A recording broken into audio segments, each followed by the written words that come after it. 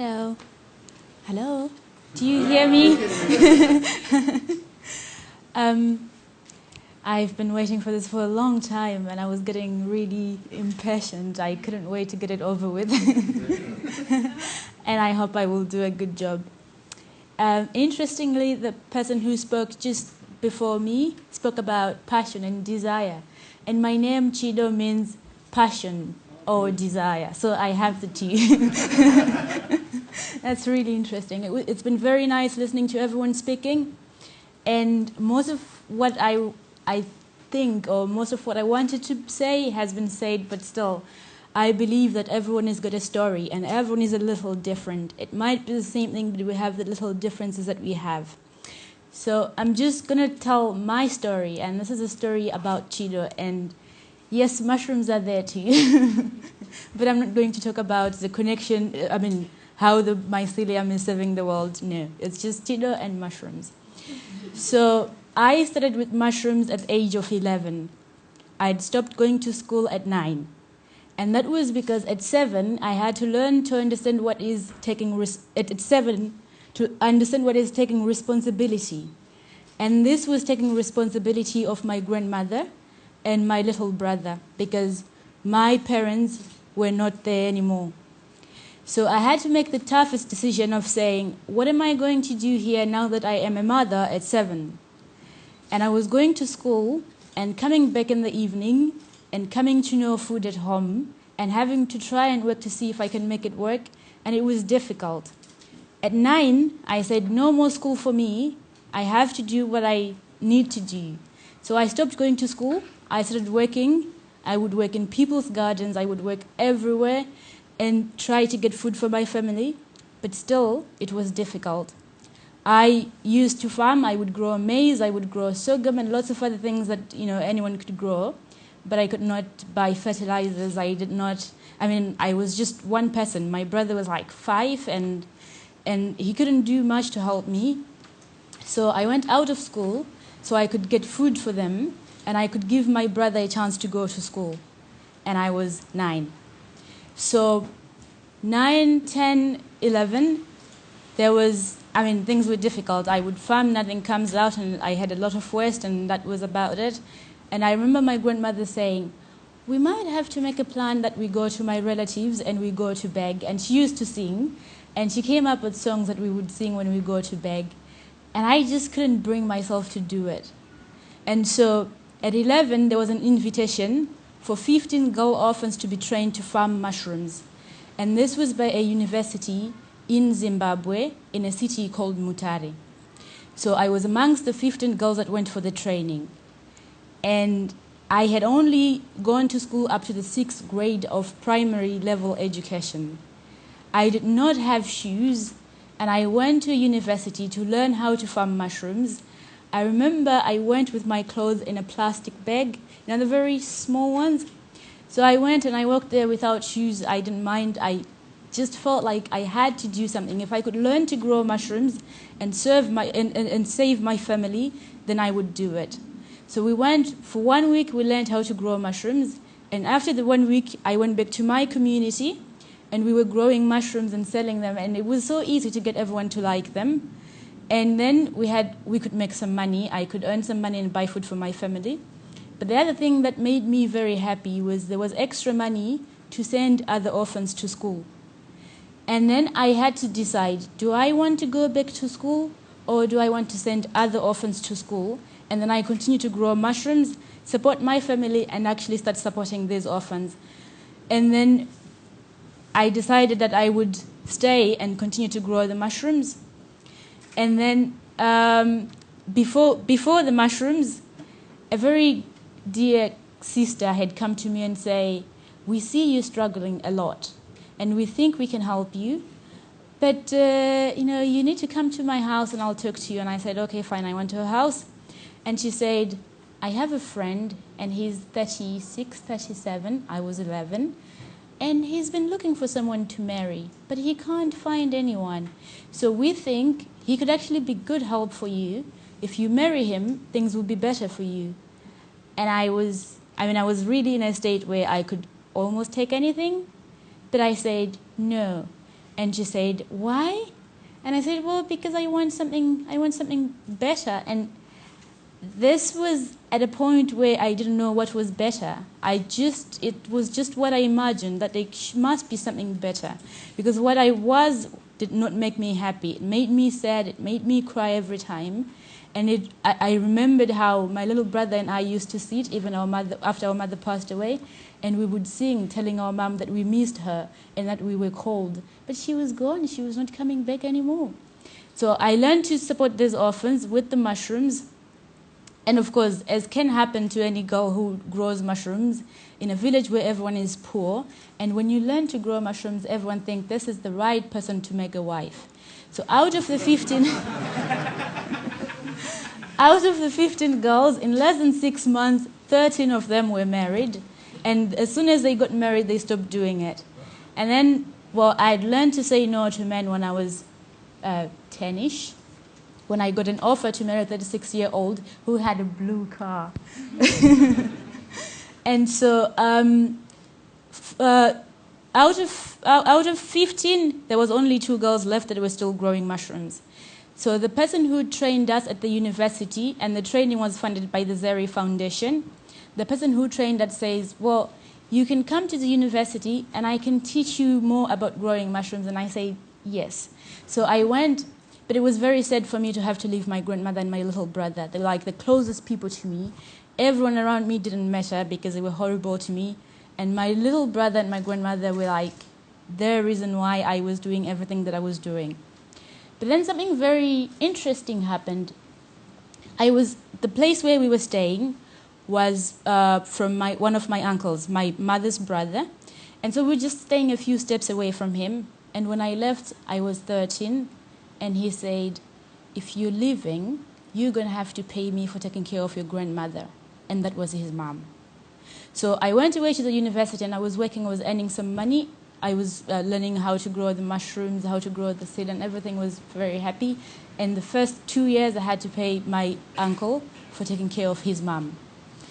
And then at 16, I knew how to make mushroom seed from tissue culture. I could do the tissue transplant, and I could do the spore culture and everything. And it was happy. And I started to realize what an opportunity.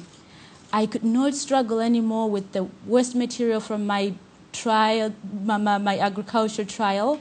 I could actually turn that into something. It was not a problem that I have to starve and look at this waste maize stove or maize cobs and have nothing to do with it.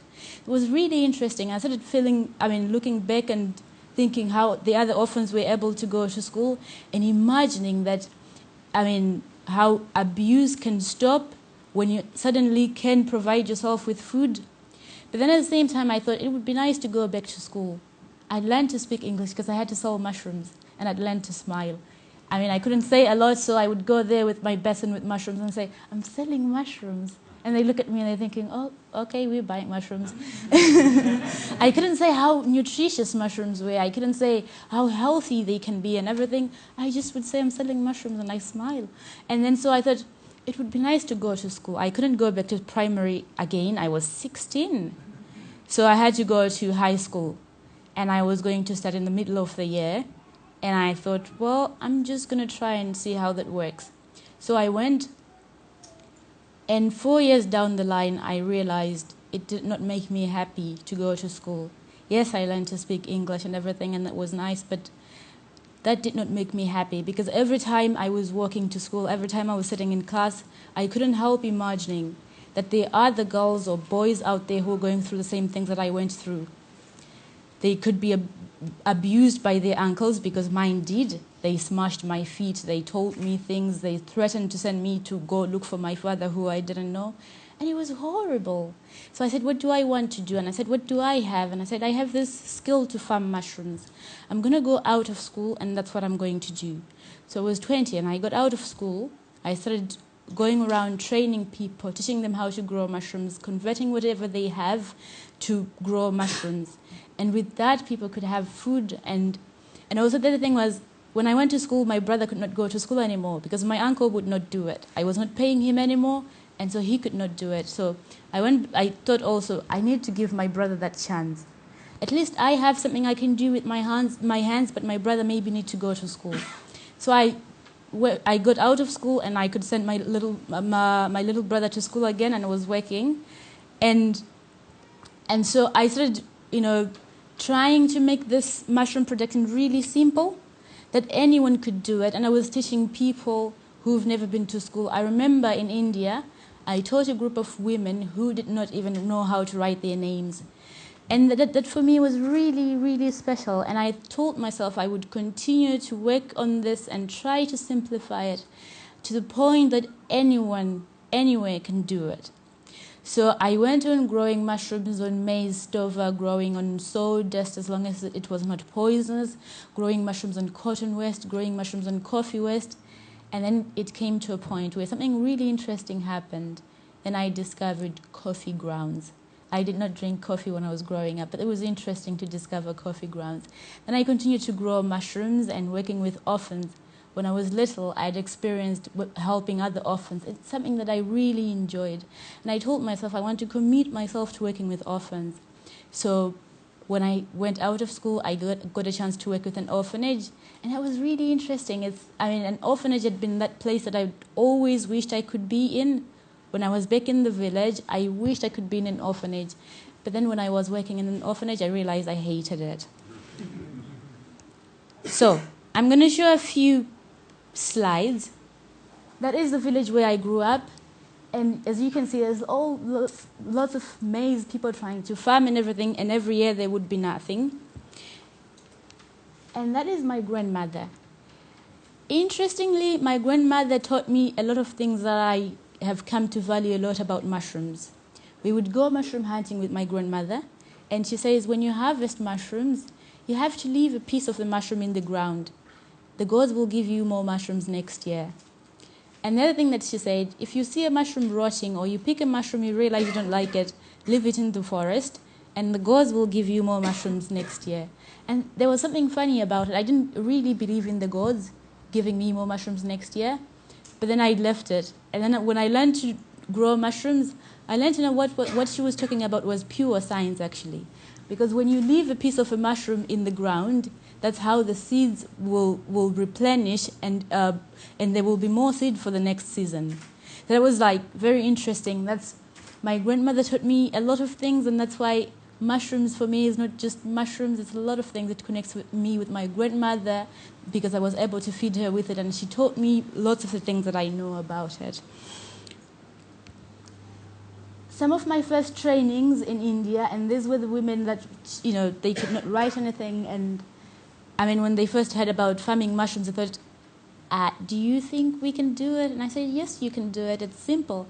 And many people ask the same question. It's very difficult. When you read about it in the books, you think it's impossible. But I did it in India with these women. And that's also in India. And we're doing this using wheat straw. And again in India. And this is something very interesting. So what inspired me to carry on with mushrooms was so I could feed orphans and I could feed villages that were struggling, because I could identify with that. But I had not really imagined that there could be a way of teaching entrepreneurs to start their own businesses using it. But then this was the first one in 2008. So we started this in California. And there's 2 graduates from Berkeley said they wanted to try it, and actually they're making a very good business out of it. And this is converting coffee grounds from coffee shops into mushrooms. And that's just amazing, I think. And so this is part of the training. And there's something interesting about the picture. How do I point to it? There's that picture where I'm sitting with those women, and they were asking me, what if we could organize for you to come and settle in the United States, and because things are so hard in Zim? And I said, no, thank you. I like to go back to Zim. Maybe because I have a thing for trouble, but I love Zim. And so this is also converting invasive species that was mustard, that was filling the whole space, and they didn't want it, and we took it and we grew mushrooms onto it. And then that's something very interesting that we did, because obviously, it's very difficult to get funds to do some of the work that I have to do. If you want to reach out and you cannot write a fancy proposal, so you get lots of money and everything, you need to come up with a few things that you can do to actually fund what you do. So the Cheetahs blend is a blend of coffees from Zimbabwe, Tanzania, and Rwanda. So what we did with that is, during my visit in the States, we decided we want to be able to train more people in the coffee farming regions, and that's what we do. We launched the Cheetah blend, and through that we were able to train in the countries where the coffee was coming from. But it was also very nice because it was at a time where it was very difficult to get any person outside to want to do something in Zim. And I was very proud that we were able to export a container of coffee from Zimbabwe to the States. I was like, yes.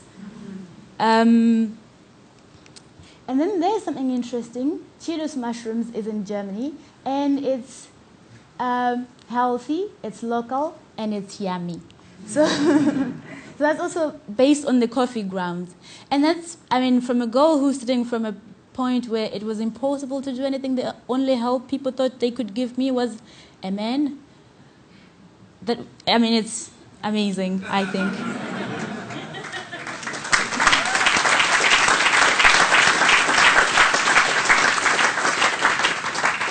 Thank you. And this is also like the whole coffee farming process in Zimbabwe and in Tanzania. So when we exported the containers of coffee from each of these countries, we were actually able to go and train. And this is the first launching of the Orphans Training Orphans program that I started with the girls at the orphanage that I was working, because I believe that everyone needs to stand up to actually help them save themselves.